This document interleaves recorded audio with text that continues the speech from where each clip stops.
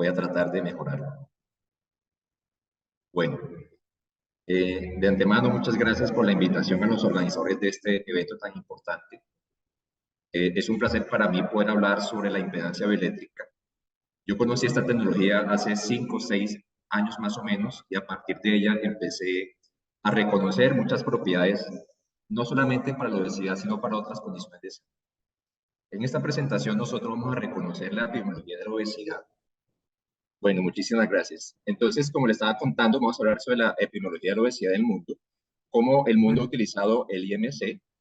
Amiga, recuerda activar tu cámara, por favor. Gracias, Gildardo. Cómo el mundo ha utilizado el IMC a partir de sus propiedades de predicción, pero también para reconocer cuáles son sus limitaciones a la hora de evaluar la obesidad. Vamos a hablar sobre la fisiopatología, los fenotipos de obesidad y cómo la impedancia bioeléctrica nos ayuda a hacer un diagnóstico personalizado de las personas afectadas con esta condición de salud, cómo nosotros podemos hacer una prescripción precisa de la obesidad, de las intervenciones dietéticas para la obesidad, y cómo a partir de los parámetros bioeléctricos de la impedancia bioeléctrica nosotros podemos identificar el progreso o las mejoras que van presentando nuestros pacientes. Bueno, la obesidad es un problema bastante importante. De hecho, hay mucha más obesidad en el mundo que estados asociados a la deficiencia de nutrición, como la desnutrición. Si ustedes pueden ver, cada 5 años o cada 10 años, las tasas de obesidad han incrementado fuertemente. Para el 2030, lo que se estima es que la cantidad de personas con obesidad va a ser lo equivalente a 5 veces el tamaño de la cantidad de habitantes que hay en Brasil. La incidencia será más fuerte en mujeres. Uno de cada 5 mujeres tendrá este problema en el 2030, al igual que 1 de cada 7 hombres, que equivalen a 433 millones de personas masculinas con un IMC mayor a 30 kilogramos por metro cuadrado. Es un problema creciente que es difícil de retardar porque está afectado por muchas condiciones que están fuera del alcance del control de los individuos. Sin embargo, tenemos algunas herramientas terapéuticas que nos van a permitir individualizar adecuadamente el manejo de la obesidad. Respecto a la región de las Américas, que es donde estamos la mayoría de los participantes, hay que identificar que en el mundo es la región donde hay mayor proporción de personas con obesidad, inclusive tanto en hombres como mujeres. Y esto tiene una particularidad. Hay un índice de desarrollo que nos muestra la capacidad que tienen los países para enfrentar la obesidad. Y existe la situación particular que en las Américas es donde mayor número de países con ingresos medios bajos y con ingresos bajos existen. Es decir, que es la región donde habrá una mayor carga de esta problemática y, por supuesto, sus consecuencias. Además, si le agregamos los efectos de la cuarentena, hay varias revisiones sistemáticas con metaanálisis que han mostrado lo siguiente. El IMC, después de la cuarentena, o en el periodo de la cuarentena, incrementó 0.3 kilogramos por metro cuadrado, equivalente a un aumento promedio del peso de 1.6 kilogramos. Eso quiere decir que las tasas de obesidad probablemente están subestimadas. Sabemos muy bien que a partir del IMC nosotros podemos hacer predicciones de riesgos asociados al tamaño corporal. ¿Por qué menciono asociado al tamaño corporal? Porque, como ustedes pueden ver, en este trabajo con casi 1.5 millones de personas caucásicas, lo que se observó es que los riesgos en salud aumentan a medida que el IMC aumenta, pero también los riesgos de salud incrementan cuando los valores de IMC caen por debajo de 20 kilogramos. Sabemos muy bien de que hay 13 tipos de cánceres asociados a la obesidad, particularmente aquellos que son más prevalentes y que causan mayor muerte en el mundo, como el cáncer de mama, el cáncer de colon o el cáncer de estómago. No solamente es una afección física, también tiene una fuerte vinculación con los trastornos de la salud mental, inclusive también con los problemas de salud reproductiva y musculoesquelética. La carga económica de la obesidad supone altos desafíos para los sistemas sanitarios en el mundo. Por tanto, lo que tenemos que buscar son estrategias que nos permitan identificar tempranamente y correctamente a las personas que tienen esta condición de salud. Y estas son las limitaciones del IMC. Hay varios trabajos, como por ejemplo una metaanálisis con 32 estudios, con casi 32,000 adultos de 12 países en 4 continentes, evaluaron la capacidad diagnóstica del IMC para identificar a las personas con altos índices de adiposidad. Altos índices de adiposidad identificados por técnicas de composición corporal como DEXA, tomografía computarizada, resonancia magnética, entre otros. lo que encontraron es que la sensibilidad fue el 50% y la especificidad fue el 90%. ¿Qué quiere decir esto? Que el IMC falla en identificar al 50% de los individuos que tienen altos niveles de adiposidad identificados por técnicas de composición corporal. Entonces, estas cifras que les mostré anteriormente de la gran cantidad de personas con obesidad identificadas a través del IMC probablemente están subdiagnosticando una gran cantidad de sujetos con esta problemática. Otra limitación del IMC es que en el transcurso de la vida, aunque el peso siga siendo relativamente constante, la composición corporal cambia. El IMC no puede identificar esos cambios corporales.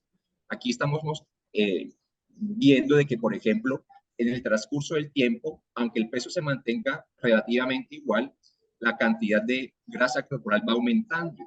Esto tiene una explicación global y es que al pasar los años de la vida, las personas van perdiendo sus niveles de actividad física, entre otras cosas, los efectos del envejecimiento fisiológico hace que la masa muscular se vaya disminuyendo y se generen unos trastornos de la composición corporal.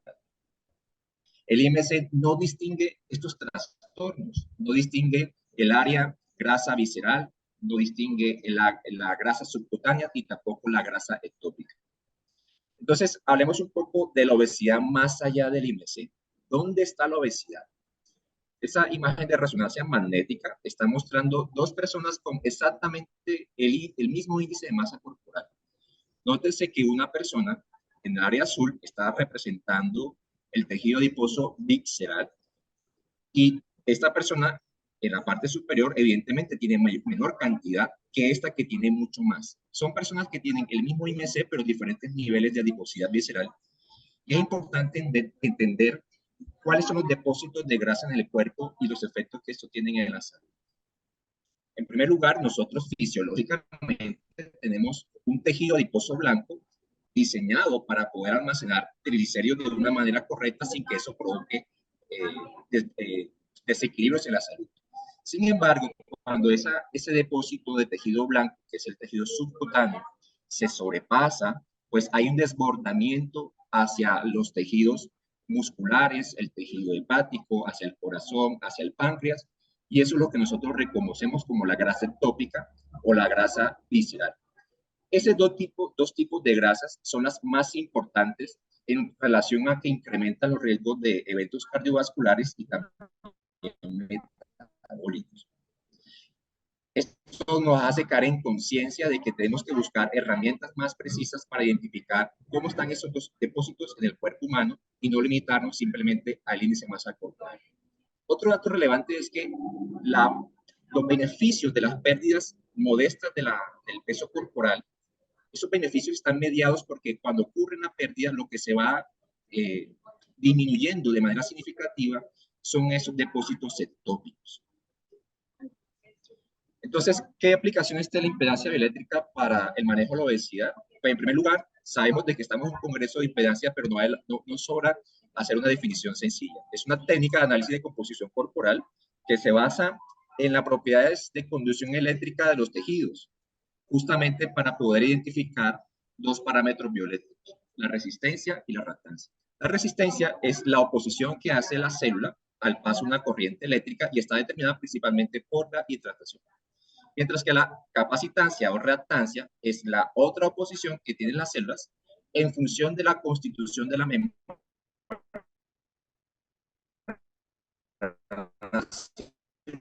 celular y los iones que están en ella. A partir de esos parámetros bioeléctricos, resistencia y reactancia, podemos hacer unas estimaciones, la podemos descomponer en el agua corporal total, intracelular y extracelular, así mismo como el músculo esquelético y la masa ósea. La masa grasa no solamente la totalizamos en el cuerpo completo, sino que también a partir de la impedancia podemos reconocer la grasa ectópica y la grasa visceral. Y la impedancia también tiene otros marcadores muy interesantes que vamos a discutir un poquito más en detalle, como el ángulo de fase y la capacidad de predecir con mayor precisión los requerimientos calóricos de las personas con obesidad. ¿Cómo se ve un dispositivo? Existen muchos dispositivos de impedancia en el mundo.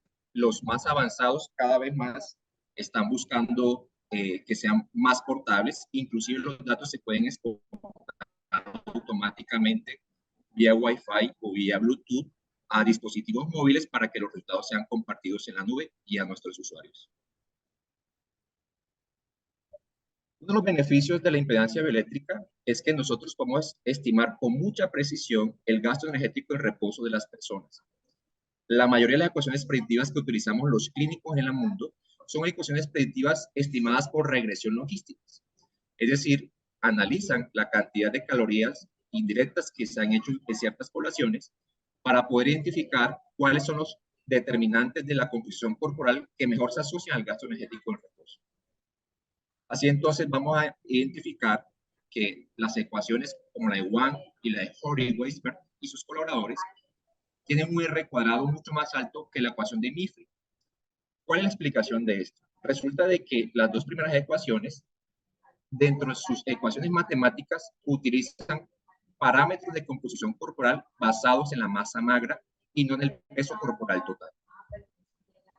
Una ecuación muy sencilla de estimación precisa de los requerimientos calóricos en las personas con obesidad es la ecuación de Cunningham, que simplemente multiplicando esta constante de 21.6 o la masa libre de grasa estimada por impedanciometría y agregándole un valor de 370, se puede estimar el gasto energético en reposo. Bueno, otra de las aplicaciones de la impedancia es que podemos identificar el área grasa visceral.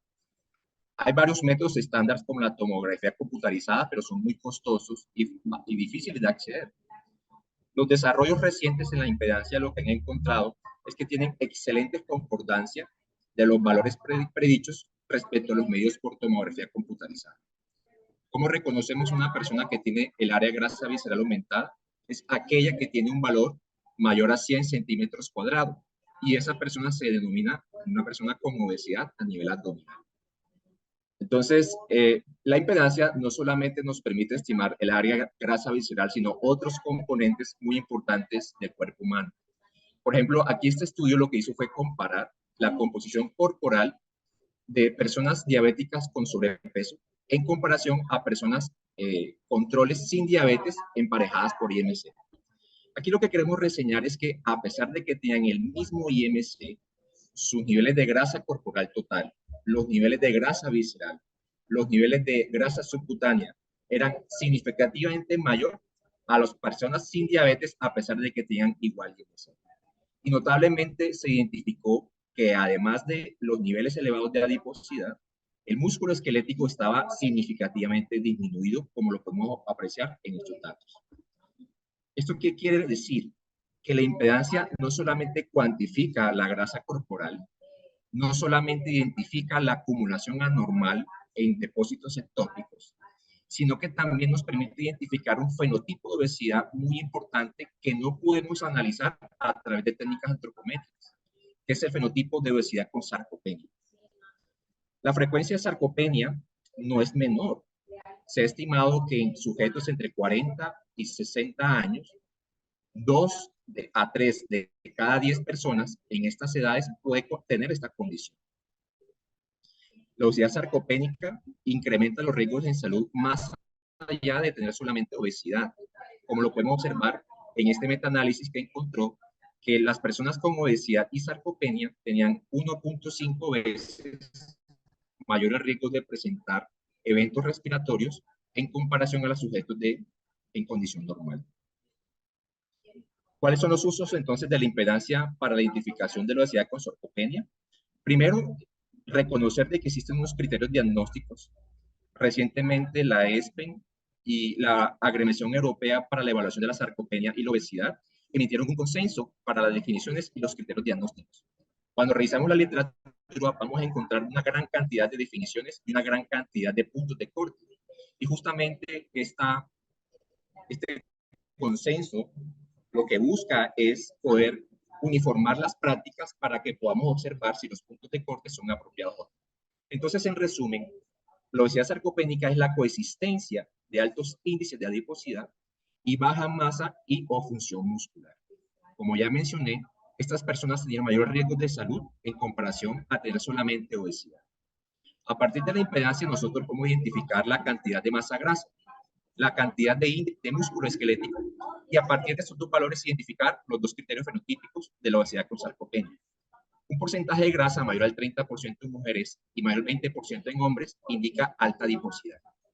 Un índice de músculo esquelético que se construye a partir del músculo de las extremidades ajustado por la estatura al cuadrado identifica si las personas tienen un índice muscular esquelético disminuido.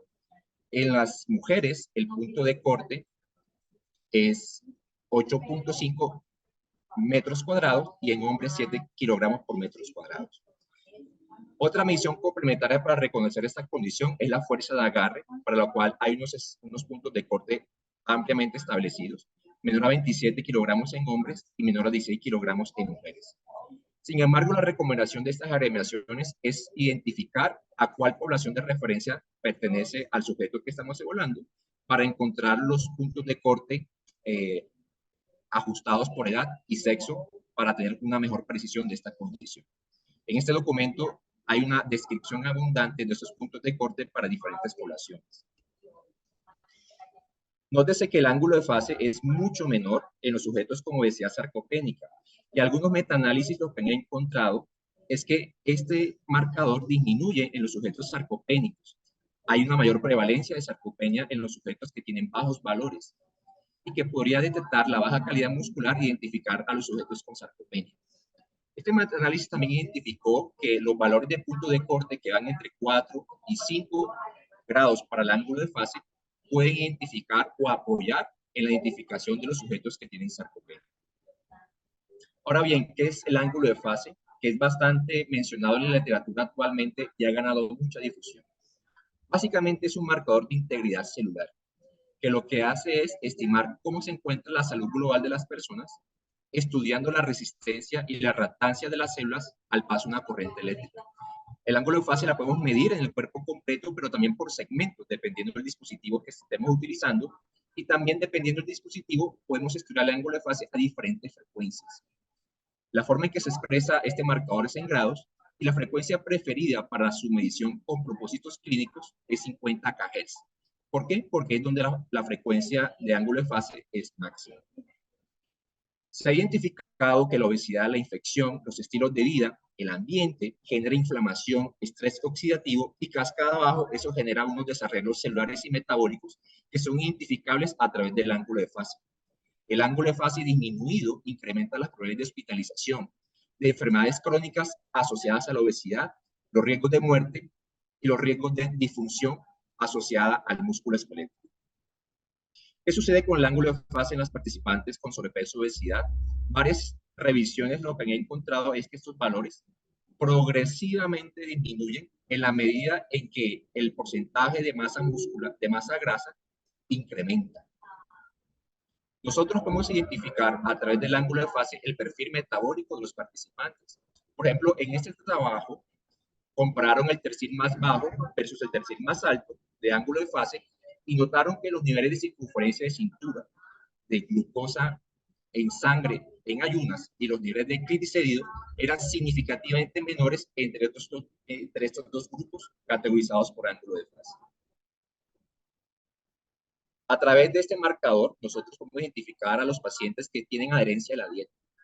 Hace 6 o 7 años se hizo un estudio muy importante del mundo, de los pocos ensayos dietéticos con una metodología adecuada, es el estudio Predimed. El estudio Predimed lo que hizo fue exponer a miles de participantes a dos tipos de dieta mediterránea, una enriquecida en aceite de oliva y otra enriquecida en frutos secos, y las compararon con los participantes que seguían una dieta reducida en grasa. Los investigadores construyeron un score que se llama Predimed, que lo que hace es revelar o capturar el grado de adherencia de los participantes a la dieta. Y aquí lo que quiero reseñar es que en subanálisis de este estudio, encontraron que el ángulo de fase aumenta en proporción al score de adherencia dietética. Y esto es bastante poderoso, porque nos está entregando una herramienta de seguimiento muy importante para identificar el progreso de los pacientes o también las tasas de fracaso y analizar si esas tasas de fracasos están asociadas o no a la adherencia. Esta misma asociación entre el ángulo de fase y la adherencia a la dieta fue observada en este estudio. Sabemos que la dieta cetogénica muy baja en caloría ha ganado popularidad y uso para el manejo de la obesidad para encontrar beneficios metabólicos a corto plazo. Nótese que los participantes un mes después de implementar la dieta cetogénica muy bajas en calorías, aumentaron significativamente sus niveles de ángulo de fase. Y a la vez sus niveles de PCR, que es un marcador de inflamación global, disminuyeron dramáticamente. En esta investigación también encontraron que en la medida en que el ángulo de fase incrementa, los niveles de PCR van disminuyendo. Esto también ha revelado que el ángulo de fase derivado por impedancia en los sujetos con obesidad no solamente identifica el tejido magro, el tejido graso, el nivel de adherencia a las dietas, sino también los cambios que van ocurriendo a nivel de la inflamación, producto de las intervenciones en salud que se hacen en los pacientes con obesidad. Otro uso del ángulo de fase derivado de la impedancia es ser predictor de la respuesta quirúrgica de los sujetos que se someten a este tipo de procedimientos para el control de la obesidad. Ese fue un trabajo muy importante que evaluó el ángulo de fase antes de la cirugía y encontraron que aquellos que tenían un ángulo de fase bajo antes de la cirugía eran quienes menos éxito presentaron 12 meses luego de la cirugía. ¿Qué se define como éxito quirúrgico? Es perder más del 50% del exceso de peso en función del IMC. Cuando nosotros tratamos con ejercicio a los pacientes con obesidad, el ángulo de fase nos puede guiar, nos puede orientar sobre la respuesta que los efectos que el ejercicio está produciendo en la salud de los participantes. Aquí compararon dos grupos de pacientes con obesidad. Uno fue sometido a un entrenamiento de alta intensidad y otro grupo a un entrenamiento de baja intensidad. Nótese que tanto antes como después, en ambos grupos, los parámetros bioeléctricos de la impedancia bioeléctrica tuvieron cambios significativos.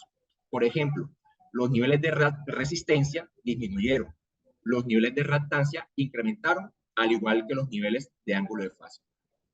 Una forma muy práctica de identificar el progreso de nuestros pacientes es siempre identificar este comportamiento.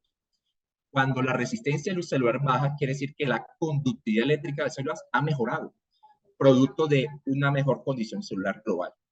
Si la reactancia ha mejorado, es porque hay una integración de la membrana celular, producto de las intervenciones que se hacen en el paciente. Y todo esto se refleja en el ángulo de fase. Lo que se encontró es que estos parámetros bioeléctricos tienen una sensibilidad al ejercicio y que se exhiben mayores cambios con mayor intensidad de entrenamiento. Otro trabajo muy importante fue este. ¿Qué pasa en el ángulo de fase cuando entrenamos a los participantes? Cuando se dejan de entrenar y cuando se reentrenan. Y esto demostró una vez más la alta sensibilidad que tiene el ángulo de fase para identificar los cambios que producen las intervenciones en salud. Aquí, por ejemplo, los sujetos incrementaron significativamente sus niveles de ángulo de fase cuando fueron expuestos a entrenamiento la primera vez. Cuando dejaron de entrenar, automáticamente bajaron los niveles de ángulo de fase, pero producto del reentrenamiento, el ángulo de fase volvió a incrementar. Varios metaanálisis han estudiado qué magnitud de cambio nosotros debemos de esperar en estos parámetros bioeléctricos de la impedancia cuando tratamos dietéticamente o sometemos a ejercicio físico de resistencia a los pacientes con obesidad. Estos estudios, este fue un metaanálisis que involucró 7 estudios, 344 participantes de varias regiones del mundo, encontraron que en promedio el ángulo de fase incrementa 0.52 grados, que la capacitancia incrementa en promedio 3.58 ohmios y que la resistencia disminuye en promedio 28.5 ohmios, que es consistente con los estudios que mostré anteriormente. A través del ángulo de fase derivado de la impedancia, nosotros también podemos identificar los niveles de actividad física de los participantes con obesidad. Hay algo que hay que aclarar y es que el comportamiento del ángulo de fase luego de la cirugía bariátrica es a bajar, porque recuerde que la cirugía bariátrica, bien sea por un sleeve gástrico u otro tipo de procedimiento quirúrgico, induce necesariamente malabsorción y esa malabsorción genera un deterioro celular y ese deterioro celular es captado por el ángulo de fase. Entonces, la expectativa luego de un procedimiento quirúrgico para el manejo de la obesidad es que el ángulo de fase disminuya. Sin embargo, este trabajo reveló algo muy importante. Los sujetos que tenían altos niveles de actividad física, medidos por tasas metabólicas equivalentes a los 6 y 12 meses luego de la cirugía, eran los sujetos que más nivel de actividad física tenían.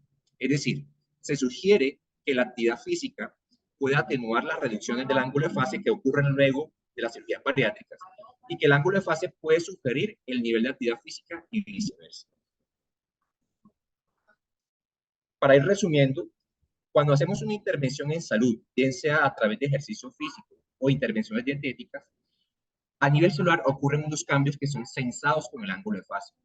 El depósito de glucógeno intracelular incrementa, la resistencia celular disminuye, hay una activación de los sensores osmóticos, se mejora la sensibilidad a los señalizadores celulares, hay un remodelamiento de la estructura celular, hay un remodelamiento de la estructura proteica de las células y se mejoran las propiedades de capacitancia, que es lo mismo que reactancia, de la célula.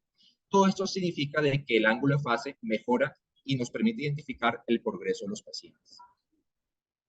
En resumen, el ángulo de fase en obesidad se ve disminuido cuando hay poca masa libre de grasa, cuando hay altos niveles de área grasa visceral, cuando hay déficit de micronutrientes, como se mencionó en la exposición anterior, cuando hay presencia de patologías crónicas asociadas a la nutrición, como la diabetes, el cáncer, entre otras. ¿Y cuándo mejora el ángulo de fase derivado de la impedancia? Cuando hay una pérdida de peso saludable, es decir, aquella que maximiza la retención de masa libre de grasa y maximiza la reducción del tejido adiposo disfuncional. Esto también lo podemos lograr a través de actividad física, modificaciones del estilo de vida y el control de las patologías asociadas que tengan los pacientes con obesidad. En conclusión, esta tecnología nos permite identificar en detalle la composición corporal de las personas, lo que supone